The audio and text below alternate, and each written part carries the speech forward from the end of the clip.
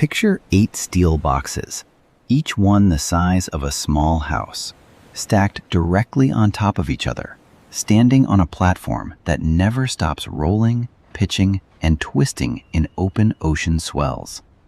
Now multiply that stack by thousands, spread across a deck longer than 4 football fields, and ask a simple question. What actually stops the entire structure from collapsing into the sea the first time a real storm hits?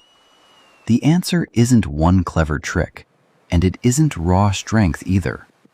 It's an entire hidden system of standardized parts, all working together in silence, that most passengers on a cruise ship passing by would never notice or think to ask about. The whole system only works because of a decision made decades ago to standardize the shipping container itself.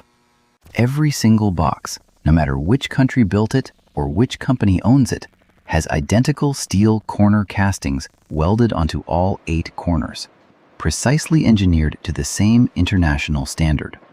That single design choice means a crane in Shanghai, a truck chassis in Rotterdam, and a stacking mechanism on a ship built in 3 different countries can all grab, lock, and stack the exact same box without a single custom adjustment. Below deck, inside the ship's cargo holds, containers get guided into place by tall vertical steel rails called cell guides, running the full height of each hold like the tracks of an elevator shaft. A crane lowers a container into the opening, and the corner castings slide directly into the guides, letting the box seat itself into position automatically, without the crane operator needing pinpoint precision. Containers stacked inside these guides aren't even bolted to each other vertically. The rigid steel rails alone carry the lateral stress of the ship's motion. So if one container at the bottom of a below-deck stack ever buckled under pressure, it wouldn't drag the ones above it down with it. Sealing each hold is a massive steel hatch cover, doing double duty for the entire system. Its first job is keeping seawater out of the cargo below during rough weather, since a large open hold filling with water could threaten the entire vessel. Its second job is even more important for capacity.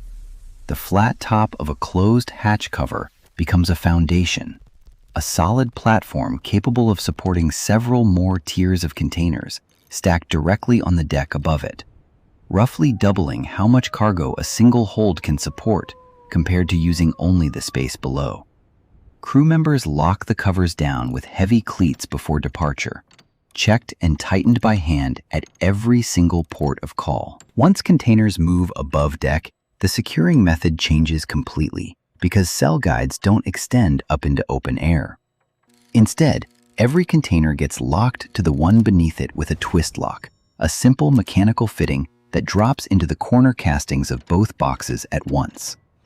Semi-automatic versions use a slightly tilted cone that locks itself the moment the weight of the container above presses down on it, a purely mechanical action driven by gravity and the shape of the metal itself.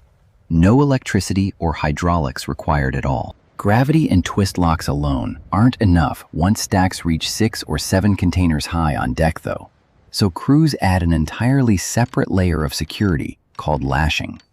Steel rods get hooked into the corner castings partway up each stack, typically starting around the 3rd or 4th tier, then connected down to elevated platforms called lashing bridges, positioned alongside the containers. Turnbuckles tighten those rods under tension, pulling each stack slightly inward and creating a crisscrossing web of steel that resists the rolling and pitching forces trying to topple it during a storm. The ship's own hull adds one more complication to the entire securing system too. A vessel this size, with such a large open deck, flexes and twists more than almost any other type of ship as it works through waves.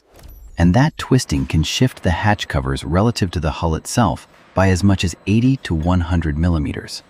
Engineers solve it with sliding pads built into the hatch cover mounts, letting the covers move slightly without snapping the rigid lashing rods anchored to them, absorbing the ship's flex instead of fighting it. None of this works without knowing exactly where every single box belongs before the ship ever leaves port. Each container gets assigned a precise address using a bay, row, and tier numbering system. essentially a three-dimensional grid coordinate covering the entire vessel.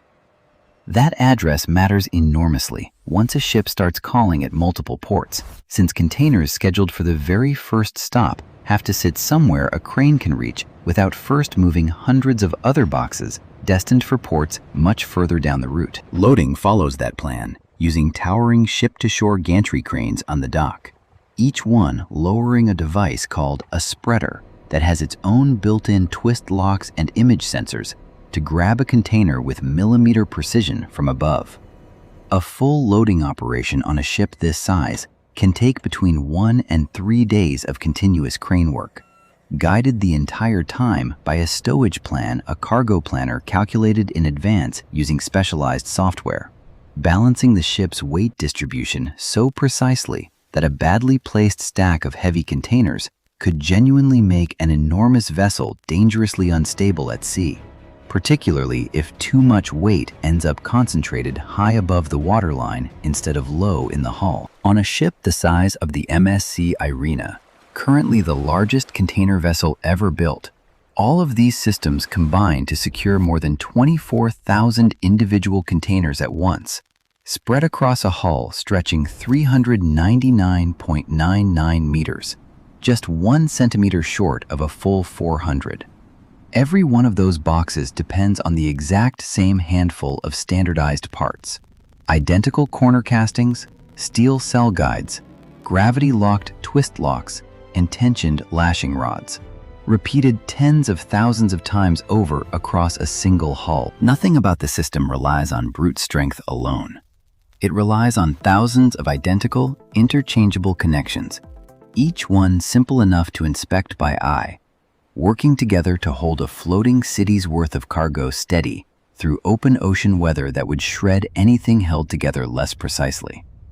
The same 8 corner castings and the same standardized box, repeated across every single one of those 24,000 containers, is the entire secret behind how one ship carries what used to require an entire fleet. My name is George, and this is Cogline.